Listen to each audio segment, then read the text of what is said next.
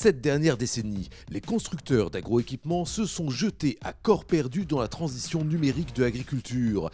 Recueillir les données de différentes machines pour les faire communiquer entre elles et avoir une vue d'ensemble de son itinéraire technique, c'est possible. En parallèle, on voit émerger les robots agricoles qui s'appuient eux-mêmes sur un certain nombre de données pour travailler en toute autonomie.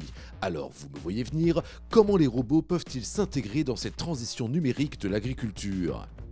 Ça tombe bien, on a posé la question à François Thierard, directeur général de My Easy Farm. Alors jusqu'à présent, on voyait des robots de manière un petit peu autonome dans les exploitations agricoles. Et on s'aperçoit que maintenant, un robot, c'est un matériel agricole comme un autre, comme un tracteur, comme une moissonneuse-batteuse. Et donc, il va falloir intégrer de plus en plus dans le futur l'interopérabilité des données des matériels agricoles vers les robots et inversement. L'interopérabilité d'un protocole, c'est sa capacité à intégrer les données de différents produits ou différents systèmes informatiques sans restriction.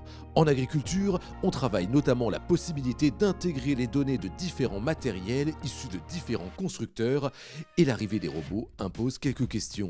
On arrive au point où maintenant on va devoir intégrer justement les données des matériels agricoles ou les données des robots ensemble pour les faire passer de l'un à l'autre ou pour échanger avec des logiciels de gestion parcellaire. L'association Robagri est d'ailleurs en train de réfléchir sur le sujet. Pour moi, et c'est mon avis personnel, je pense qu'effectivement Isobus, ça sera véritablement un standard d'échange de données entre les différents matériels agricoles, les robots compris. Isobus, c'est le standard d'échange de données qui est poussé depuis maintenant plusieurs dizaines d'années par l'association AEF. Et on retrouve dans cette association tous les fabricants de matériel agricole. Mais on peut voir un obstacle à ce plan. Les robots, de par leur autonomie, ça fonctionne pas tout à fait comme les autres agroéquipements. Alors effectivement, les robots enregistrent beaucoup plus d'informations à la limite qu'un matériel agricole standard, parce qu'ils ont des caméras qui empêchent les collisions, qui gèrent leur position dans la parcelle, etc. Ces informations ne sont pas forcément disponibles dans le cadre d'Isobus.